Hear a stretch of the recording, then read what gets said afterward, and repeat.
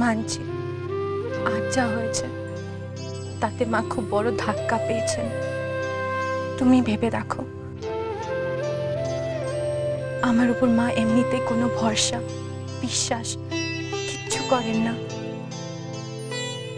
আমার দোষ জেনে বা আমার কাছ থেকে কষ্ট পেয়ে মায়ের হয়তো অতটা লাগবে না যতটা দেবল মিথ্যে বলেছে জেনে লাগবে।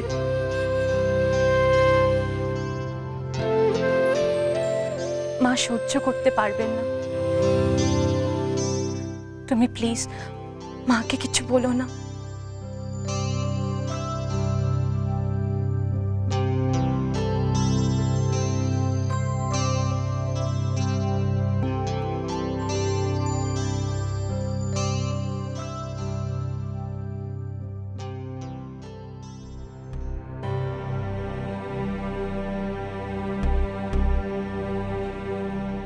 এখনো আসছে না কেন? থানায় গিয়ে কি সব জেনে গেল? হ্যাঁ কপাল, কি যে হবে আমার। ভগবান, ভগবান একটু রক্ষা করো। ওই তো এসে গেছে। তুমি এসে গেছো? কেন? নাইলে ভালো তো, তাই না? হ্যাঁ, না না, আমি ওইভাবে বলি। একদম নাকামো করো না, একদম নাকামো করো না। তুমি কি চাও? হ্যাঁ, কি চাও? আমাকে একদম শেষ করে দেবে? তুমি যেটা করতে পারো আমি কল্পনাই করতে পারি না। দেখো না, খুব ভুল হয়ে গেছে। এবারের মতো মাপ। ভুল? হ্যাঁ, ভুল বলে? আমি কি করবো বলো? আমি তো করতে চাইনি। যা হয়েছে না ওই পদ্মের জন্য। কি করবো বলো? এই মেয়েটা আমার কোনো উপায় রাখেনি। মানে তুমি যা করেছো তা জেনে বুঝে করেছো? হ্যাঁ, না মানে শোনো না গো, আমি তোমার সব বুঝিয়ে বলছি, তুমি একটু বোঝো না প্লিজ। কি বুঝিয়ে বলবে? কি বোঝাবে? হ্যাঁ, কি বোঝাবে শুনি? এটা মাটিতে ফেলে রেখেছো আর আমাকে বলতে শান্ত হতে। আমি তো ভাবতেই পারছি না, কাকলি টাকা পয়সা এবার ছড়িয়ে রেখেছে। না, মাটিতে। এটা মাটিতে পড়েছিল কেন? ওই কি একজন বলেছিল না, মাটি টাকা, টাকা মাটি। তাই আমি মাটিতে রেখে দেখছিলাম যে ওখান থেকে আরো আরো টাকা হয় কিনা। দেখো না, কিছুই হয়নি। টাকা মাটি, মাটি টাকা নয়। তুমি 500 টাকা মাটিতে ফেলে ম্যাজিক করছিলে? আর কোনোদিন হবে না, সত্যি বলছি, ভুল হয়ে গেছে, আর কোনোদিন হবে না। এক মিনিট দাঁড়াও। তখন তুমি আমাকে কি বললে? বড় বৌদি কি কোনো উপায় রাখেনি? মানে কি উপায় রাখেনি? দেখো না, বদ্দি সারাক্ষণ এমন করে না, মাথার মধ্যে ঢুকে বসে আছে। যখন তখন মুখ দিয়ে খালি বদ্দি বদ্দি বেরিয়ে যায়। ও, তুমি যে থানায় গেলে না, ওখানে কিছু জানতে পারলে গো? জানবো, খুব শিগগিরই জানবো। আর যেদিন জানতে পারবো না, সেদিন ওই নালিশ ফালি ঘাটটা ঠিক এইভাবে ধরবো, হ্যাঁ, আর ঠিক এইভাবে মটকে দেবো, বুঝেছো? ঠিক এইভাবে।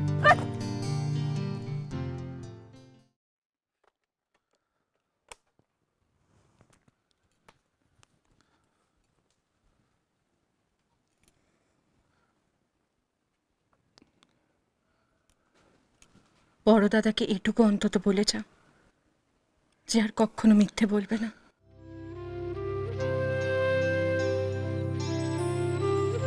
দেবল, মা তোমাকে আর সোমাকে খুব ভালোবাসে, বিশ্বাস করেন। তোমাদের নিয়ে মায়ের অনেক আশা। মায়ের বিশ্বাসটাকে এভাবে নষ্ট করো না। তোমরা তো জানো এতে মা কষ্ট পান, তার অপমান হয়। থ্যাংক ইউ বড় বৌদি, আর হবে না।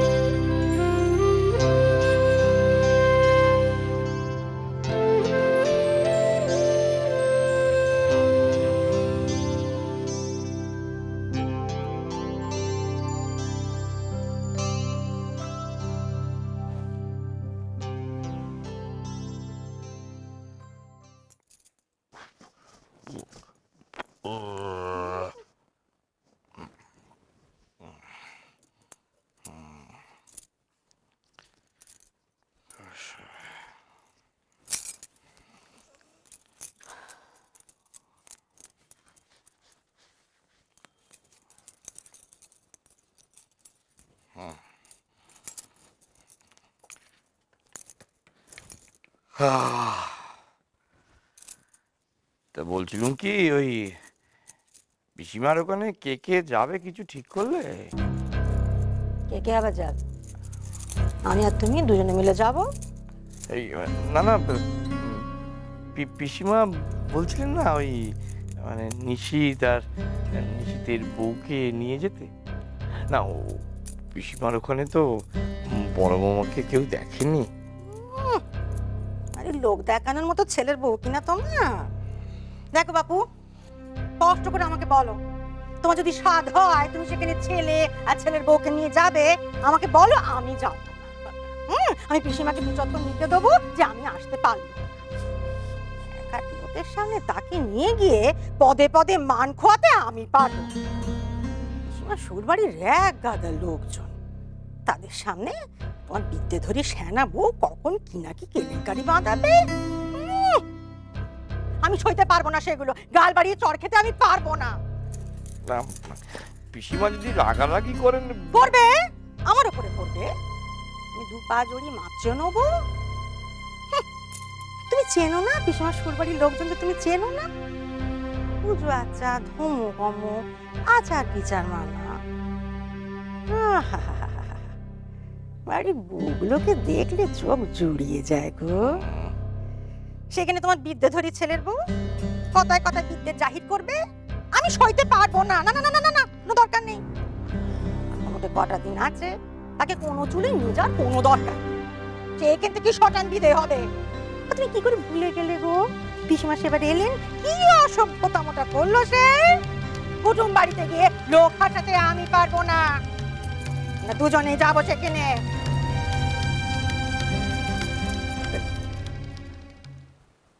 নিশিত, আমি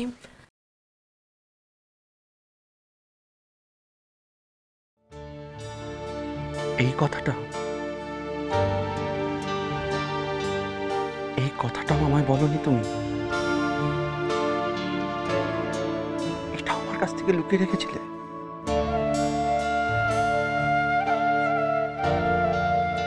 কেন শশী, কেন তুমি আমায় কিছু বলো না?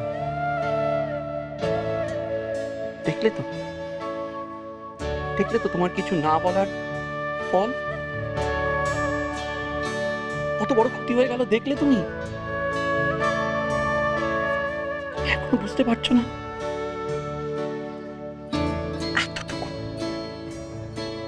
এতটুকু বিশ্বাস আর ভরসা যদি তুমি আমার উপর রাখতে, তাহলে আজ তো তুমি আবার মায়ের কাছে খারাপ হয়ে গেল শশী। আবার খারাপ হয়ে গেল শশী। কি করে সামলাবে তুমি এত কিছু?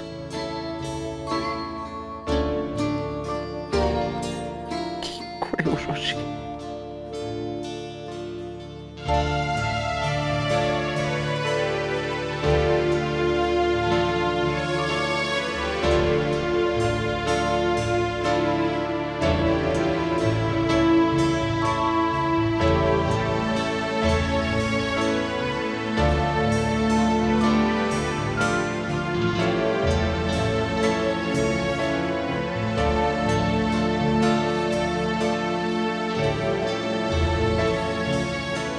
তুমি এখনো রেগে থাকবে আমার উপর? কেন করছো শশী? কেন তুমি এসব করছো? কেন তুমি আমায় তোমার সঙ্গে এভাবে থাকাটা অভ্যেস করে দিচ্ছ? করো না শশী।